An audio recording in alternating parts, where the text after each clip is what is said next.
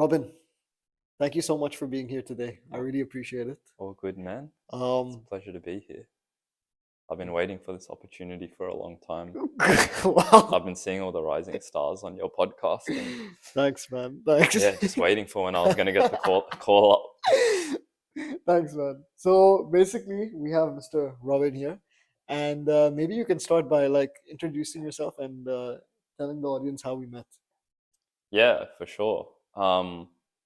Yeah, I'm Robin. I don't know what facts are relevant. I think they'll come out during the rest of the conversation. But in terms of how we met, um, my memory is so I think I met Suchit before you, briefly, or I saw him in the gym and I said hi to him. So Suchit being your roommate, of course. And then I remember as I was coming up the stairs, I think I started to chat to you guys. I don't remember um, what the actual content of the chat was, Mhm. but I remember you coming up and just like compliment bombing me. Oh, sorry. No, no, no, it was good. Like, and then I remember walking away from that conversation. I don't even remember what you said. I think you complimented my voice. Yeah, Yeah, yeah. I think you complimented my voice. And you called me brother a lot, which I later realized you call everyone. But I thought at the time I thought I was special. But Oh shit, sorry, man. um, Sorry. I'm just messing around. But yeah, and then yeah, man, when I walked away from that conversation, like sometimes when you walk away, you feel like shit, and sometimes when you walk away, you feel great. Yeah, yeah. I felt great. I was just like, whoa, like this guy just he did something. I don't know what it was, but he's read like How to Win Friends and Influence People, Definitely have. or no, but it wasn't that. It was very genuine. I could feel the energy, irrespective of what you said. So yeah, man, I'm not great with details, but I remember the feeling, the impression that you left. Oh, I'm really touched to hear that. I think I have so many questions, bro, about Mm, you. Um, and there's so much that I'm yet to know about you. You're one of mm, those people where I feel like I've known you for a couple of months, but I feel like I've known you for longer. I feel mm, like there's a bit of a connection here. mm, mm. And I thought maybe we could start by, for those that are curious, maybe you're a South Asian looking guy. Maybe you Yeah, can talk a little bit about your roots, your upbringing. yeah, for sure, Yeah. for sure. Yeah, so my background is Bangladeshi. So yeah, I mean, some people say Bengali, some people say Bangladeshi, but Bengali typically is like from Calcutta, whatever. Um, and my parents are from Chittagong, in Bangladesh. So I was born in Mm, Sydney. mm. Um, yeah, I was born in Sydney, raised in Sydney, but yeah, very like I would say quite a like traditional family upbringing in terms of my parents are immigrants to Yeah, Australia. yeah.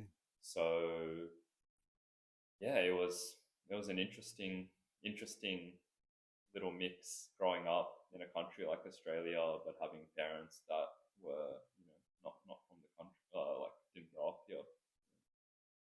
Probably quite interesting for your parents because they're seeing you grow up in a Western country, Mm, kind of getting some Western influence, but mm, they're also kind of grounded. And I guess you're in between the two, right? In a little yeah, way, you're trying to find.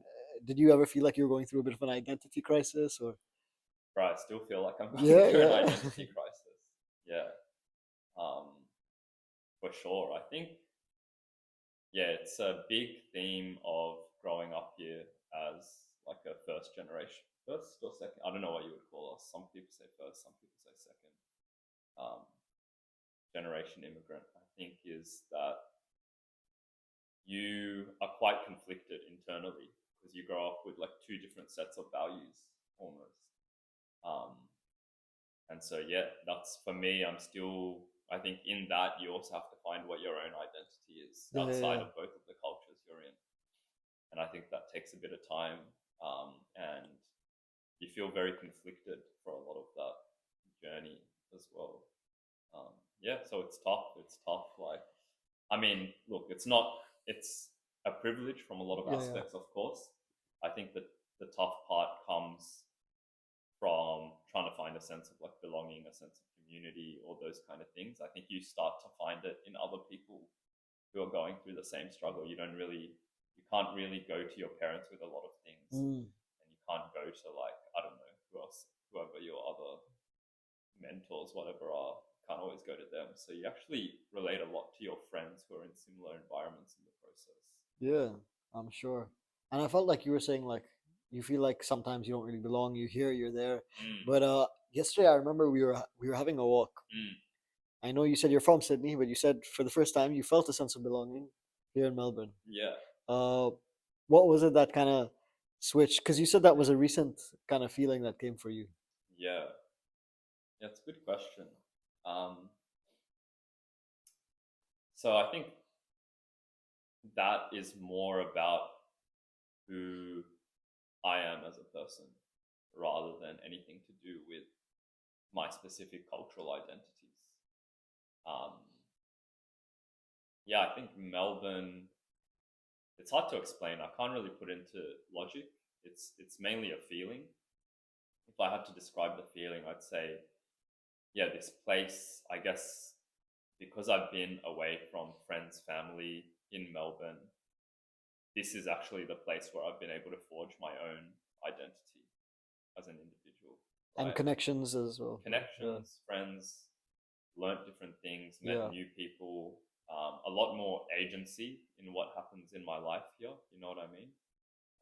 I'm sure you've had similar experiences as well. Like, I think, yeah, there's a point where it's actually away from where you grew up that you start to discover who you are almost. You don't no longer have the influences from everything that you grew up with, and you can separate what's actually me and what's the things I was just influenced by, right? Mm. So yeah, I think Melbourne is that place for me, and that's why I started to feel like home. Yeah. You plan on staying here for the long term? Um, Look, I want to, but I'm at a point in life where I don't know what the fuck's gonna happen. You know what I mean? I try to hold any plans very loosely. Yeah, Because yeah, life for me at least has a bit of a habit of just like pulling the rug from under me for sure. whenever I make very concrete plans. Yeah. Yeah. So it's almost like you're somewhat going with the flow, but also at the same time you're accepting it. You have a plan in mind, but you are accepting on the fact that maybe it won't go to plan, and Yeah. you'll move with the current. Yeah. Yeah. I think that's important and not something, if I can go on a little Yeah, bit please about it, do. I don't think it's something that I've always, that wasn't always my outlook. Yeah, Actually, yeah, I'd probably say it's quite a recent thing. yeah, yeah. Um, is how do you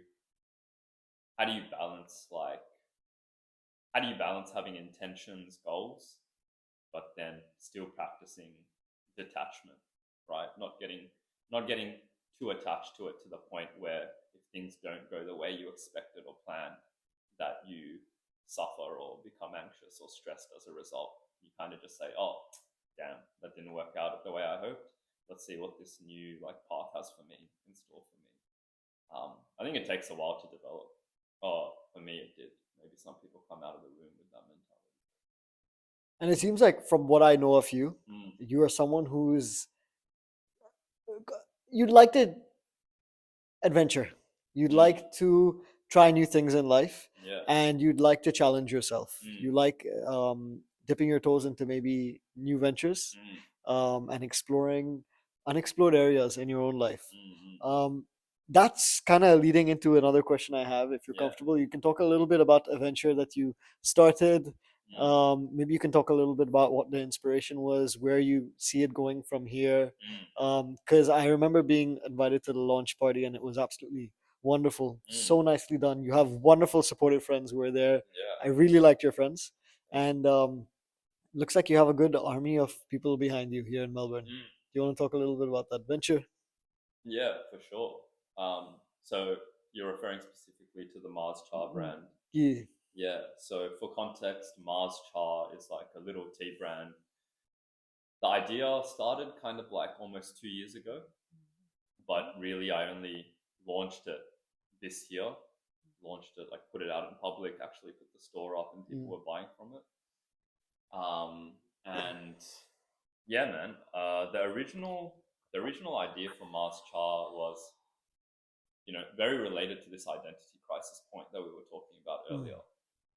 So this is my second time living in Melbourne, and by second time I mean I actually moved to Melbourne initially in 2022, and I stayed here for a year in 2022.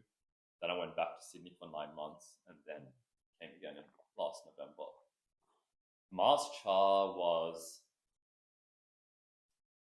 I'd always kind of had this entrepreneurial spirit. I've always wanted to do my own thing, right? And I think the easiest thing to look at when you want to do your own thing is, how do I make money, right? You're an entrepreneur, that's a business. How do you make money doing that? So I'd always come up with different ideas, different money-making ideas, but I could never quite get them off the ground properly, right? I'd always kind of get burnt out with my idea. And when the idea for Mars Chart came to me, I was going through a pretty rough period, I'd say. I was feeling a little bit lost in life. But at the same time, I was like, okay, I don't want to stay at the job I'm in forever. All these ideas I'm coming up with, I don't feel passionate about them.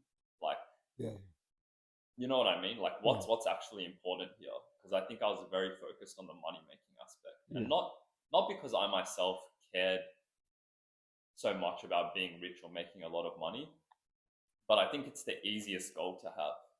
It's kind of like the easiest thing in your life to optimize for. The default thing in the system we live in is make more money. Oh, I don't have any goals. My goal is to make more money. True. That becomes a very easy thing for people to fall back on, instead of really thinking about, how do I want to live this life? What kind of things do I want to bring into this world? And then money is just a tool. A byproduct, or a tool, a byproduct of the process of doing the things in life that you want. So that was a bit of, so when Mars Chart came as an idea, honestly, it's a bit of a cliche, but it came to me in the shower. I was like, like a tea brand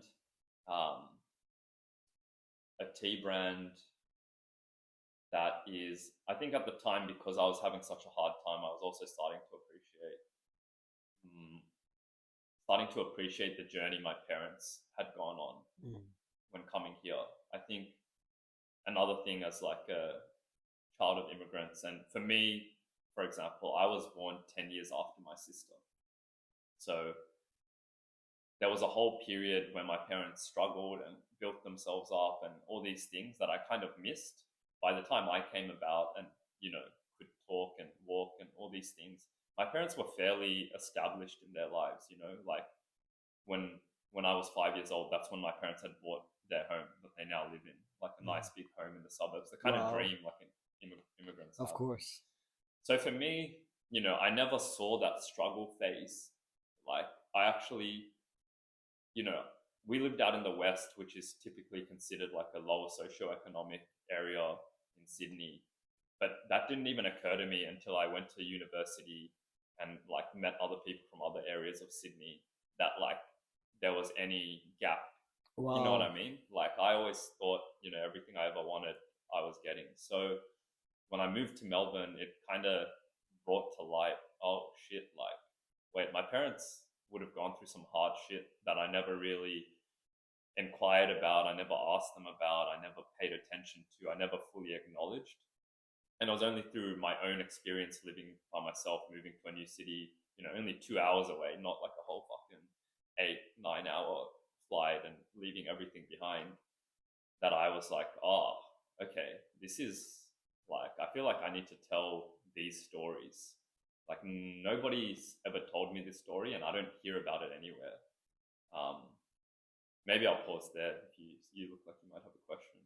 I feel like when you were saying that you were, I guess, growing up at a time when your parents by that time had been fairly established, because you had a sister who was 10 years older. So I think she might have witnessed some of the struggles, maybe the emotional, social, financial. But you, I guess, you weren't really witness to too much of that.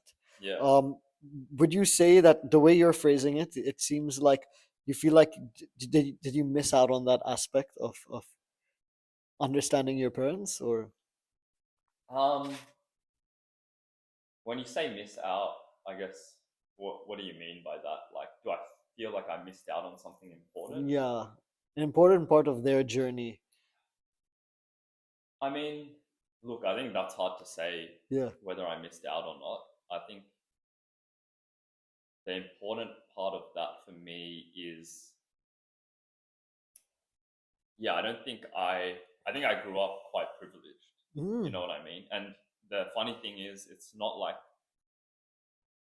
even within my family, the privilege isn't evenly divided. My sister, who was born 10 years before me, went through, for example, she started a job as soon as you can legally work here when she Wow. was 15 Wow. at McDonald's. You know Yeah, what I yeah. mean? And she used to do a lot of things on her own. When it was time for me, when I turned 15, my parents didn't even talk to me about starting a job. I think when I was 16, 17, I talked to them about going and getting a job, and they were like, no, don't worry about a job, just focus on your studies, you can work after you grad. So that's the kind of difference in privilege even within a family, you know what I mean? And I think for me, I'm kind of getting over it a little bit now, but when I had those realizations, I think there was a little bit of guilt, you know what I mean? Like a little bit of guilt that I never fully recognized that struggle that everyone else in my family went through, and I was kind of enjoying the fruits of their struggle almost. The fruits of their labor in a way. Yeah, Yeah. 100%. And but not with the kind of gratitude that someone would have if they understood that suffering or that struggle. You know what I mean? It was kind of the default for me, and it's only when I moved away by myself that I realized, oh, this is not, that style of living isn't the default. It's like actually you have to work pretty hard to even be in a position like that, to be Yeah. that comfortable, to be able to provide those things for your children. Yeah.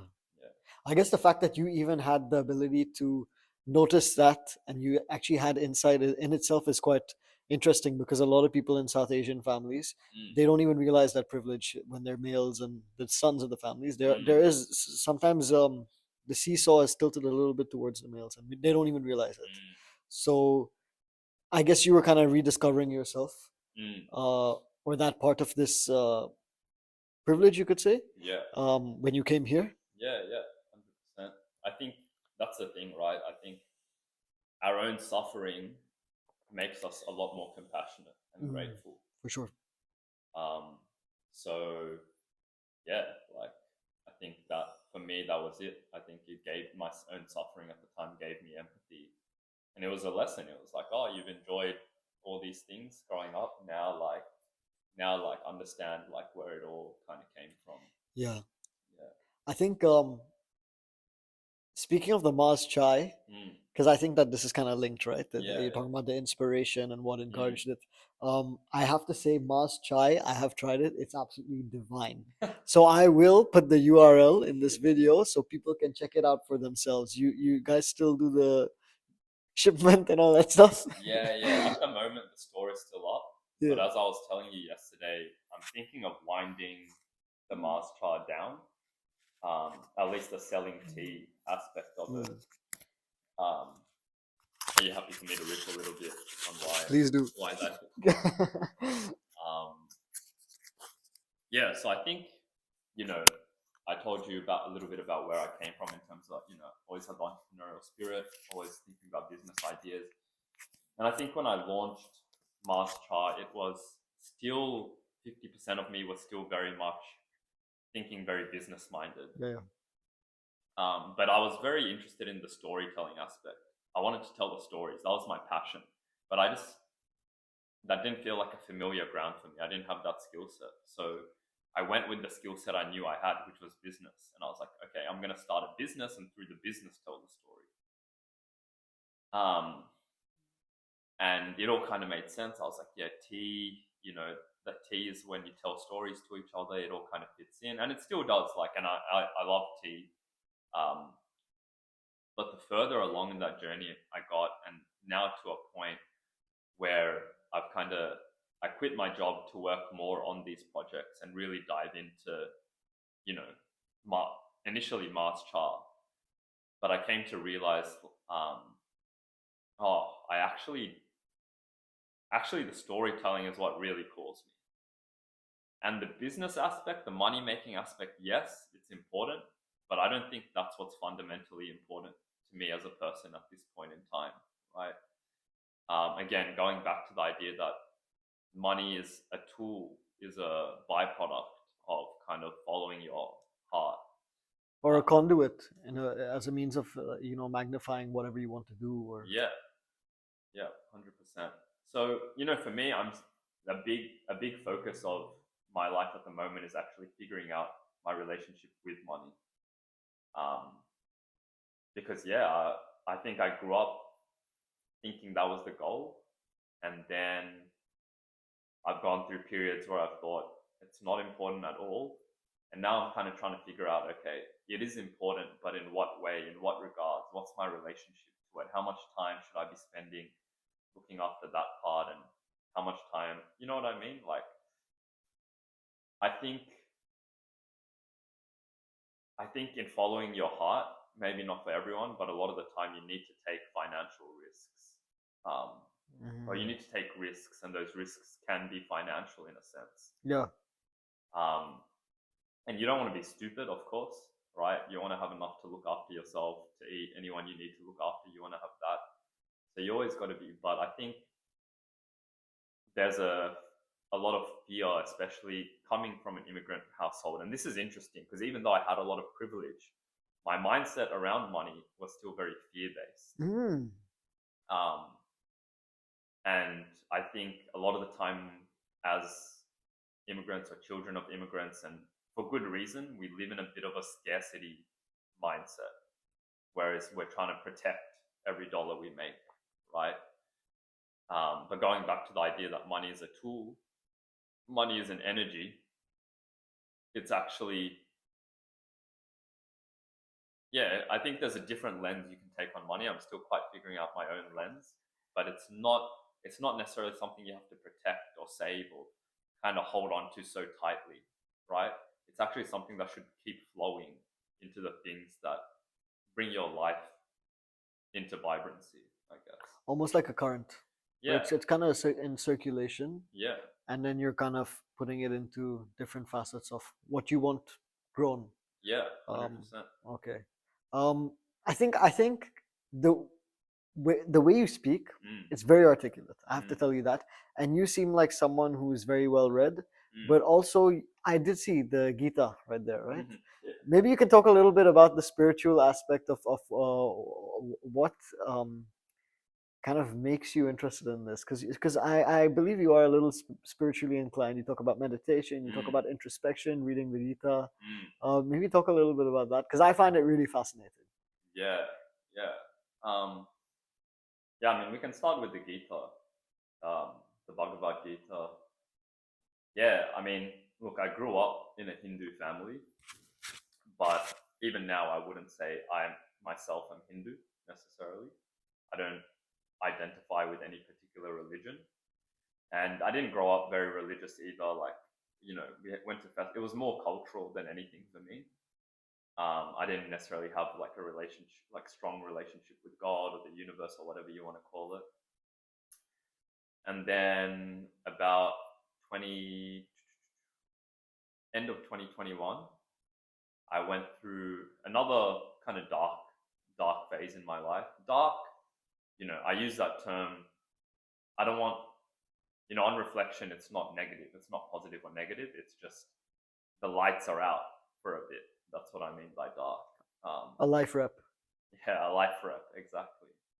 Um, and yeah, I'd broken up with my girlfriend at the time. I um, I didn't really know where my work was going. Like, I didn't feel very purposeful in that. I didn't feel like I knew where I was going within that. And I'd say the ground kind of fell from under me. Like, and I didn't feel like I had any ground to stand on.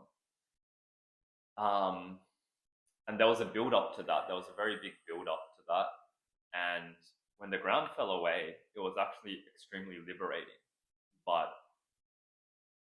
when it falls away, you're also looking for something to stand on. You're looking for answers almost, right? It's like everything up to that point you've been chasing you realize doesn't get you whatever feeling you're chasing, right? So then you have to kind of go inside and be like, what have I been chasing this whole time? And then at the time I started reading, I'd never really been into spirituality, religion, any of these things. I wasn't fully against them, but I wasn't like bought in any way. But I was like, okay, look, everything that I'm seeing on, TV, YouTube, modern day books, blah, blah, blah, nothing is satisfying me Mm, in showing me what the meaning of this life is of and course. how to live this life. What's the philosophy that I should be living this life with? And I don't think the books can give you that either, but they hint at the practices and the ways of being that allow for that. Mm. So I was mentioning, going through just a tough time and being like, I'm sure a lot of people go through this period where you're kind of like, okay, everything I've done up until this point doesn't feel like it's giving me whatever I'm searching Mhm. for here. So then you have to ask, like, what am I searching for?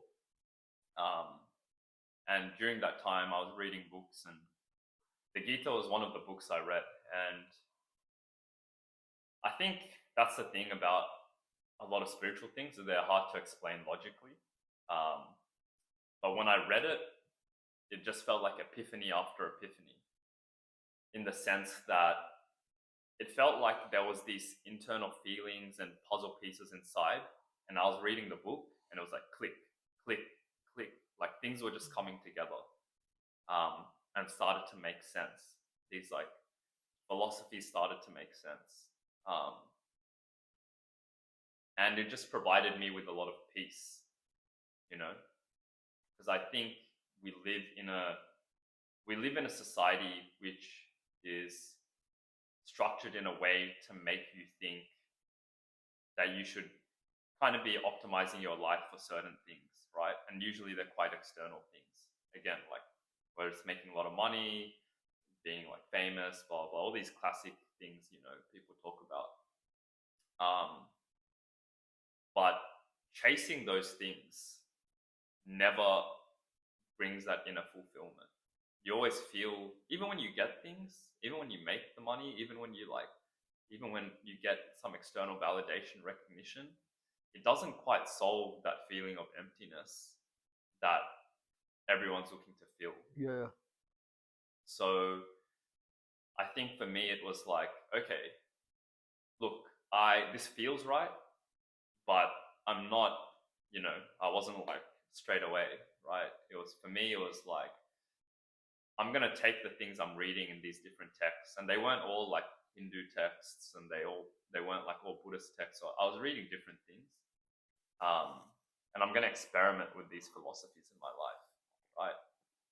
So, yeah, I guess as I started experimenting with different philosophies, I was like, okay, shit, like these feelings that I've been chasing my whole life, I'm suddenly starting to feel like the cup is filling up a little bit, as I'm following these philosophies, as I'm following these teachings. And yeah, I think it built over time. My trust kept building in these different things, and I realized, okay, there's a reason certain texts and teachings have survived for millennia, right? And because they work, there's something deeper there if you're willing to give it a go. But again, like, I've talked to you about this. It's not, these are just tools along the path, right? And spirituality is just a word which kind of means admitting, oh, I don't know what the fuck is going on. I'm not going to act like I have all the answers. That's what spirituality Yeah, is to yeah. me. It's Okay. like, it's admitting, oh, yeah, I'm not going to act like all the experience I've had till now makes me qualified to know what's going to happen from this point on, or anything about the universe. It's being like, okay, I'm probably like a speck. My knowledge, my wisdom is a speck of what's possible. And so, yeah, now I'm on this ride to to figure out what else there is, and it just goes deeper and deeper and deeper. Yeah. Yeah. And I feel like there's so many mysteries, not just to the universe, but even on a microcosmic level, our own lives. Like we're trying to find that meaning, we're trying to find that purpose that drive everything. And I've heard people say this as like, people who are older. As soon as you start to understand a little bit of life, that's when you're pretty much at the end of the journey. So there's so much to learn. Yeah. That's the reason I love chatting with people like you and reading books, because I feel like the more I also read, the more humble I get, because before reading or inculcating that habit, I thought I knew everything. The more books I read, the more I realized I knew nothing. Yeah. Similar thing, I guess. 100%. Yeah, I think there are some really young, wise people, rare few, but like being ignorant is just a quality of like being youthful at times. You know what I mean? You almost need a youthful ignorance at times to have that brashness, that confidence. I think it's a phase of life that's important as well,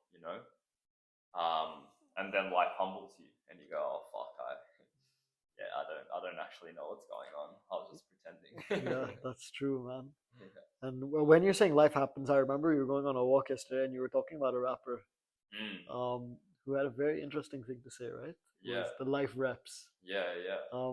I found that really fascinating. Yeah. 100%. Where's he from? The... So his name's Kota the Friend, Kota, for anyone who wants to look him up. And from Chicago. Chicago. Yeah. My sister lives there. Oh yeah. Yeah. Yeah, damn. Yeah. Yeah. But he's not super established, eh?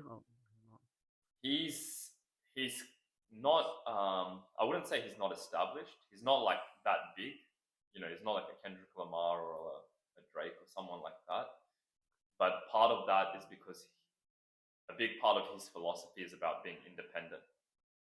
So he's never signed to like record labels or anything like that. He's always independently produced and released his own music. It's impressive. Because his philosophy is like he wants to be authentic to himself, and I think when you do sign on, some of the times it's like you sell your soul a little bit. Yeah. I'm not a rapper. I'm not in the music industry, but just like it's hard to be fully authentic and make your way in the world. You know what I mean? That takes a lot of courage, I think. For sure. That's what following your heart is about. And what was that particular line that he said about the life reps? That was I have to pull out my phone to read it, but it was essentially like him going through a tough time and his friend saying, "Why are you wallowing? That's just a life rep. It prepares you for when your day comes." So I don't remember the exact line, but those were the something kind of along words those that we lines. used. Yeah. And I remember being inquisitive about it yesterday and inquisitive about it today, because I feel like there's something quite powerful behind that. Yeah. And I feel like it's a different angle of looking at the trials and tribulations that you maybe go through. Yeah. Yeah, I think I've been thinking about this particular aspect a lot. If you're happy for me to riff a little bit. Riff away. Riff away. Yeah, man, I've noticed there's a pattern in my own life, and I have a teacher. You can call him a spiritual teacher, a coach, whatever you want. Doesn't define himself in any particular way. I mean, professionally, he's a coach, but he's a bit more than that. And he said a few things over the years that have really stuck with me, especially in tougher periods. But one thing is that you'll find your experiences are a pendulum. And the pendulum just swings from one point to another, forward and backward. And that's just the nature of life. It's just continuously up and downs, because that's the yin and yang, right? It's like without the preceding suffering, you don't appreciate or have gratitude for all the good things that are happening, and then without the gratitude, you don't you enter suffering again, and you kind of go through this cycle. In Buddhism, in Hinduism, they call it samsara. Um, and it's this idea of seeing things as positive and negative, right? And a really awesome frame that I like to see life through now is, well, there's two. One that my mate Davey kind of taught me about is seeing your life as a movie or a story, right? Every good story has a complication, right? It was like you came out and the guy, I don't know, fucking wins the lottery, wins the game, whatever, straight away, and that's the whole movie. You're like, what the hell? Nobody wants to watch this. There's no fun in this. This doesn't bring any emotion to the surface, right? And so I think a comforting thought for those tougher times, right, is, yeah, lives are just stories and movies. And it's like these life reps, these points of suffering are actually what give such meaning, such juice, aliveness to the whole. You know, when you zoom out and look at your life, if you can have that view, a lot of the time we're stuck in it, we're anxious, we want this to happen, we want that to happen. And I get stuck there even now. But that ability to zoom out and be like, oh, okay, this is that, like, down, this is that valley before I'm back on the mountain again. Yeah. Like you're saying, it's like there's no dark without light. Mm, People who only know what light is. I mean, life essentially is not stagnant. The only time it's like that is if you're dead, right? mm, It needs to be a little bit like that, kind of like a heartbeat. So life kind yeah. of represents that heartbeat. Mm, And I was reading something interesting where in this book this person said that um, you cannot only have sunshine, mm, because with only sunshine, no rain, it'll create a desert. mm, And in the desert, obviously, there's no life, it's inhabitable. So yeah. I that love that. was very interesting for me, and kind of got me thinking about the life reps and stuff. So when I'm going through challenging times, and I know they'll come, they've already Mm, passed, I'll remember that. I'll kind of zoom out a little bit mm, and be like, maybe I'm going through this time, but I'm sure it'll pick up again. mm, And there's a book called The Power of Now, Eckhart Tolle, mm, and he's talking about not looking at situations as good or bad, mm, but just kind of looking at them as they are mm, without adding thought to it. Because mm, sometimes when you add thought to it, it can magnify it or it can diminish it. But if you just mm. look at it as it is, eventually it's part of the transience of life, Yeah, which is, I love that. yeah, Yeah. something to think about. 100%. Um, is there anything else you'd like to talk about? Anything else that you're passionate about? This is, your time to just share stuff that is on your mind. Yeah, look, if you let me talk, I can talk forever. I have a lot to say, but it'll probably be going around in circles. But yeah, I think that's it. I think for me, I'm slowly just Yeah. really trying to integrate these different approaches to life, right? Meeting my own discomfort, my own fears, um, really trying to play at the boundary of life, right? I think for me, a big focus is fearlessness. And I think the ultimate fear is the fear of death. Mhm. That's what people have. And why do they fear death? Death is the big uncertainty. No one can tell you what happens after you die, for sure, right? So it's less about, oh, I'm going to die. It's more about, I don't know what the fuck is going to happen when I die, right? Is anything going to happen? So what people fear the most is uncertainty. And death is just the macrocosm of that. But the microcosm of it happens every moment in our lives, right? How willing are you to step into uncertainty? And I've realized in my own experience, and it's not like I'm doing it left, right, center. I still struggle. I'm still scared. I'm still hesitating.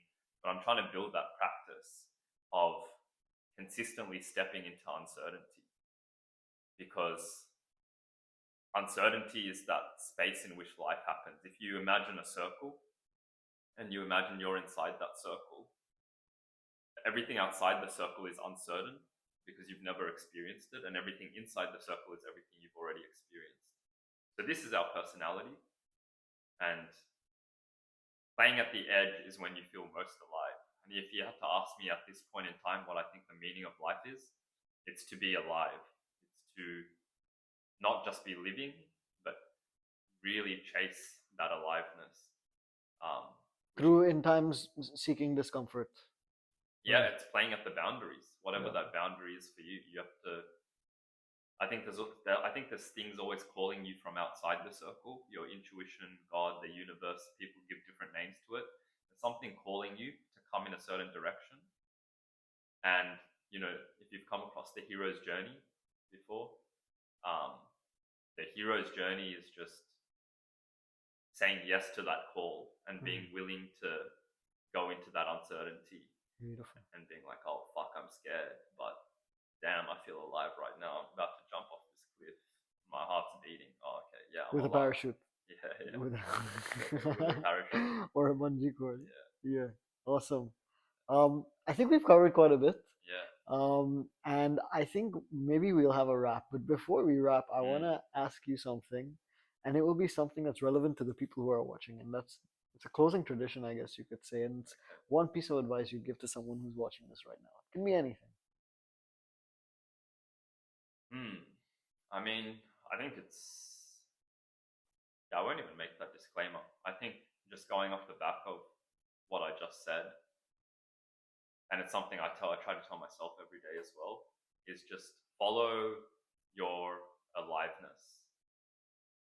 There are things that bring us alive, and if we reduce the noise of the world, we can really see what that is. It starts beating, and you just follow that beat. And Wow. Yeah. Beautiful. That's a good note to end it on. Yeah. Thanks so much, Robin, for being part of this Thanks, bro. conversation, and hopefully we'll see you around soon. Yeah, man. Take care, man.